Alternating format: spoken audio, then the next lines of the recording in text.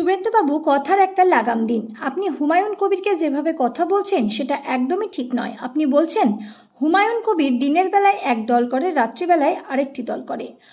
কথায় আছে না, সূচ বলে ঝাঁঝরে তোর কত ফুটো, সেই রকমই আপনি। যে মমতা ব্যানার্জির কাছে সকল রকম সুবিধা নিয়েছে, যে মমতা ব্যানার্জি যাকে প্রতিষ্ঠিত করে শুভেন্দু অধিকারী বানিয়েছে, সেই দলবদলু অধিকারী বলছে হুমায়ুন কবিরের সম্বন্ধে আপনি জিতবেন তো? আগে নিজের কথা ভাবুন, তারপর না হয় তৃণমূল কংগ্রেসের এমএলএ হুমায়ুনের কথা বলেন।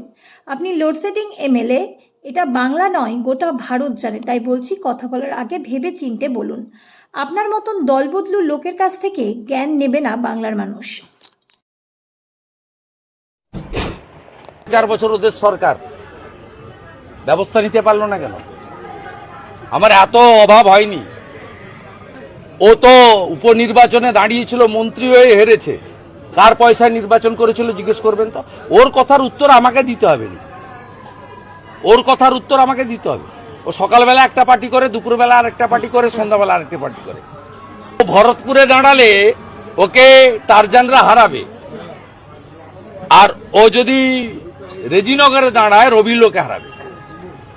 আমাকে কিছু করতে হবে।